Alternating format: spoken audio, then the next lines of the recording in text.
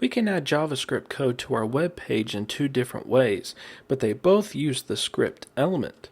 The script element was introduced to the HTML specification in version 3, and it was later fleshed out in version 4.01.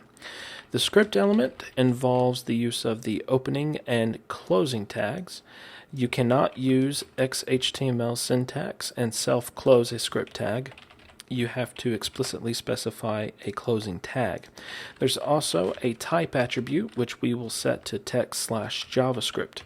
This is because some browsers support multiple scripting languages like Internet Explorer. It supports JavaScript as well as VB script.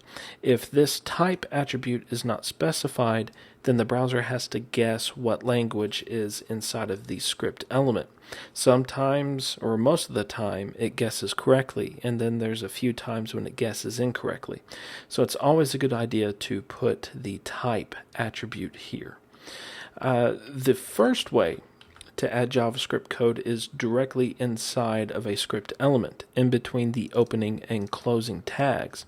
So here I'm creating a variable called foo, and I'm just giving it a value of 100. Don't worry about the syntax or anything like that. We're going to go over that over the next few lessons.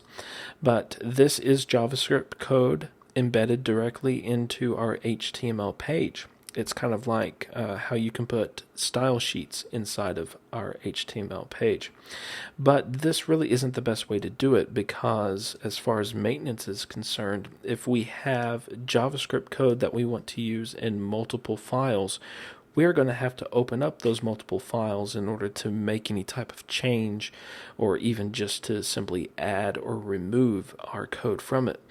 So a better solution is to use an external JavaScript file.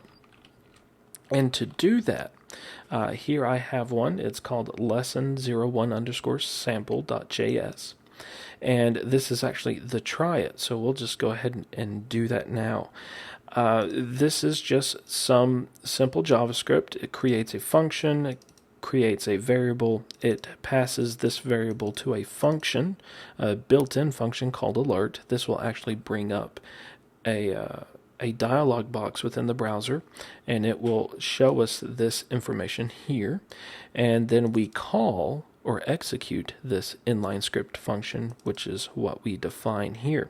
So this is all within an external file. There's no HTML or anything like that. It's just pure JavaScript. And inside of the opening script tag, we add a source attribute. And then we specify the external JavaScript file that we want to include within this web page. So here, source is pointing to lesson01_sample.js. This is a URL.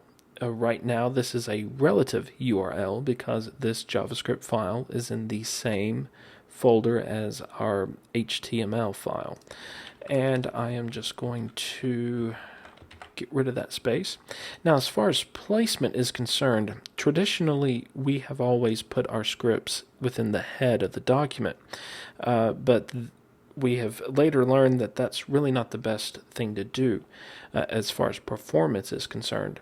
When the browser loads an HTML page, it starts at the top and it starts loading HTML one line at a time.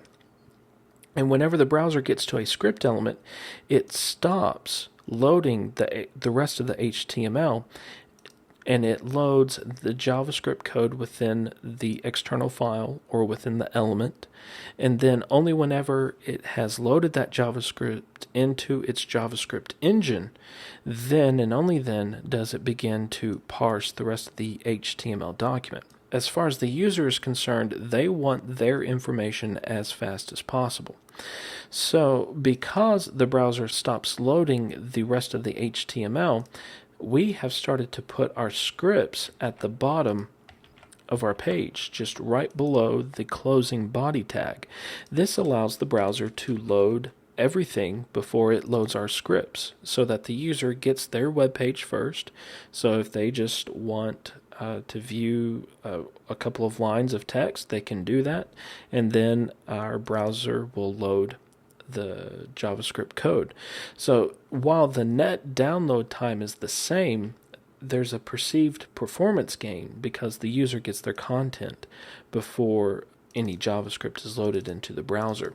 So that's how you add JavaScript to a web page.